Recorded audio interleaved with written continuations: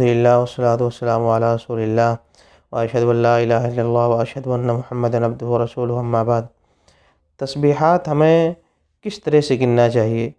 کیا انگلیوں سے ہی گننا چاہیے، یا یہ کہ تسبیح کے جو دوسرے طریقے لوگوں نے ایجاد کیے ہیں گننے کے، یہ تسبیح کی مالائیں لوگ استعمال کرتے ہیں، یا کنکریوں کے ذریعے سے، گٹھلیوں کے ذریعے سے بہت سارے لوگ تسبیحات کو گنتے ہیں، کیا یہ طریقہ بھی صحیح ہے؟ اس سلسلے میں جب ہم نصوص کو دیکھنے کی کوشش کرتے ہیں کہ نبی علیہ السلام نے اس بارے میں ہمیں کیا رہنمائی فرمائی ہے، تو ہمارے سامنے دونوں چیزیں بالکل واضح ہو جاتی ہیں۔ کون سی چیز؟ کہ نبی علیہ السلام کی سنت کیا ہے اور آپ نے ہمیں کس جانب رہنمائی فرمائی ہے۔ سنن ابی داؤد، ترمذی اور مسند احمد وغیرہ کی روایت ہے، نبی علیہ السلام نے ایک موقع پر عورتوں کو مخاطب کیا اور ان کو تسبیحات کا حکم دیا، اور آپ نے تسبیحات کو گننے کا طریقہ بھی آگے بیان فرمایا۔ آپ نے فرمایا وَعَقِدْنَا بِالْأَنَامِلِ، اور تم عورتوں کی جماعت کیسے گننا تسبیحات کو؟ اپنے انگلیوں کے پوروں سے گننا۔ وَعَقِدْنَا بِالْأَنَامِلِ، انگلیوں کے پوروں سے گننا۔ فَإِنَّهُنَّ مسئولات، اس لیے کہ قیامت کے دن ان انگلیوں سے سوال کیا جائے گا۔ مستنطقات، ان سے بلوایا جائے گا، یہ انگلیاں کیا؟ گواہی دیں گی۔ تو دیکھیں نبی علیہ السلام کی بالکل واضح حدیث ہے، آپ نے حکم فرمایا یہاں پہ کہ تمہیں تسبیحات کو کس طرح سے گننا ہے۔ تسبیحات کو گننے کا آپ نے طریقہ یہاں کیا بتایا؟ آپ نے حدیث میں الفاظ آپ نے بیان فرمائے کیا؟ وَعَقِدْنَا بِالْأَنَامِلِ، کہ انگلیوں کے پوروں سے تمہیں تسبیحات کو گننا ہے۔ دوسری حدیث ہے سنن ابی داؤد کی، جس میں عبداللہ بن عمرو بن العاص رضی اللہ عنہ کہتے ہیں کہ میں نے نبی علیہ السلام کو تسبیحات کو گنتے ہوئے دیکھا، کان یعقد بیمینہ، کہ نبی علیہ السلام اپنے داہنے ہاتھ سے تسبیحات کو گن رہے تھے۔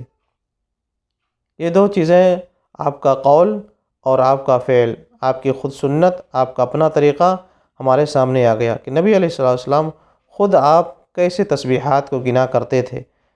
تو صحیح حدیث ہے کہ نبی علیہ السلام اپنے داہنے ہاتھ سے تسبیحات کو گنتے تھے۔ دوسری بھی صحیح حدیث ہے کہ نبی علیہ السلام نے حکم فرمایا ہے کہ تم لوگ اپنے انگلیوں کے پوروں سے تسبیحات کو گنا کرو، اس لیے کہ ان انگلیوں سے سوال کیا جائے گا، اور یہ انگلیاں قیامت کے دن گواہی دیں گی۔ یہ انگلیاں قیامت کے دن گواہی دیں گی۔ تو یہ چیز ہمارے لیے پہلی چیز واضح ہو گئی، سنت کی نبی علیہ السلام نے کس جانب ہمیں اس سلسلے میں رہنمائی فرمائی ہے۔ دوسرا طریقہ جو بہت سارے لوگوں کے یہاں معروف ہے، اور بہت سارے لوگ تسبیحات کو کنکریوں کے ذریعے سے، گٹھلیوں کے ذریعے سے، یا تسبیحات کی قسم قسم کی مالائیں ہوتی ہیں، ان مالاؤں کو لے کر کے وہ ہاتھ میں گھماتے رہتے ہیں، گنتے رہتے ہیں۔ اس سلسلے میں کیا کوئی نص ثابت ہے؟ اس سلسلے میں کوئی بھی ایسی چیز ثابت نہیں ہے۔ سنن ابی داؤد کی ایک حدیث ہے، سعد بن ابی وقاص رضی اللہ عنہ کہتے ہیں کہ میں نبی علیہ السلام کے ساتھ ایک عورت کے پاس گیا، اور ان کے سامنے گٹھلیاں تھیں یا کنکریاں تھیں جن کے ذریعے تسبیح بیان کر رہی تھیں۔ ایک روایت ہے، مگر روایت صحیح نہیں ہے۔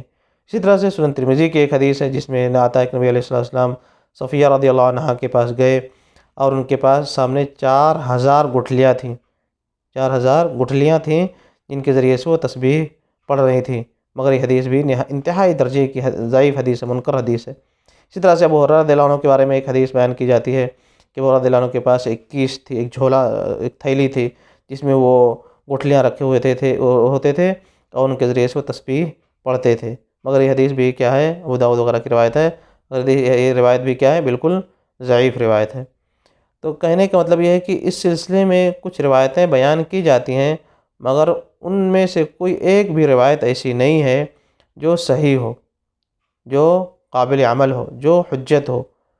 لہذا ہمیں چاہیے کہ جو چیز نبی علیہ السلام سے صحیح طریقے سے ثابت ہے، جو سنت کا طریقہ ہے، اس سلسلے میں ہم اسی کو پکڑیں، اور جو شبہے والا طریقہ ہے جس کے تعلق سے کوئی ثبوت نہیں ملتا ہے، جو مشکل عمل ہو سکتا ہے کہ وہ عمل بدعت ہو جائے، بلکہ بہت سارے علماء نے اس تسبیحات کو ان تسبیحی مالاؤں کے ذریعے سے، کنکریوں وغیرہ کے ذریعے سے پڑھنے کو بدعت قرار دیا ہے، بدعت قرار دیا ہے۔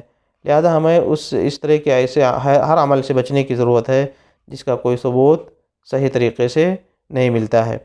اور بہت سارے علماء نے اس جانب بھی اشارہ کیا ہے کہ دیکھیں یہ تسبیحات کی جو مالائیں ہیں یہ غیر قوموں سے لی گئی ہیں، یعنی یہ غیر قوموں کا طریقہ ہے۔ یہی وجہ ہے کہ آپ دیکھیں گے کہ بہت سارے کرسچن، نصارہ لوگ، بدھسٹ لوگ، اور ہندوؤں میں بھی بہت سارے جو مذہبی طبقہ، مذہبی لوگ ہوتے ہیں خاص، تو ان کی پہچان آپ دیکھیں گے کہ وہ لوگ اپنے گلے میں مالائیں پہنے ہوتے ہیں، اسی طرح سے تسبیح کی طرح کی کچھ مالائیں ہوتی ہیں، دھاگے میں کچھ پروئے ہوئے کچھ پتھر ہوتے ہیں، کچھ خاص قسم کی چیزیں ہوتی ہیں، کچھ خاص قسم کے دانے ہوتے ہیں جس کو پرو کر کے پہنتے ہیں۔ اور یہی چیز دھیرے دھیرے منتقل ہو کر کے صوفیوں کے اندر آئی، اور صوفیوں سے پھر عام ہو گئی، منتشر ہو گئی سارے مسلمانوں کے اندر، بہت سارے لوگ اس پر عمل کرنا شروع کر دیے ہیں، حالانکہ یہ اسلامک طریقہ نہیں ہے۔ لہذا کہنے کا مطلب یہ ہے کہ اس سلسلے میں جو واضح چیز ہے جو نبی علیہ السلام سے ثابت ہے وہ یہ ہے کہ انگلیوں ہی کے ذریعے سے تسبیح پڑھنا چاہیے، گننا چاہیے۔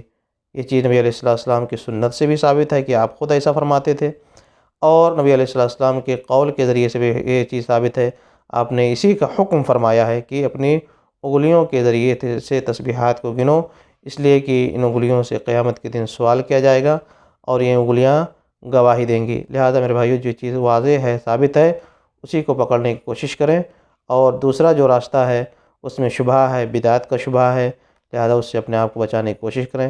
اللہ تعالیٰ ہمیں سیدھے راستے کی توفیق عنایت فرمائے، آمین۔ وصلی اللہ وسلم علی نبینا محمد۔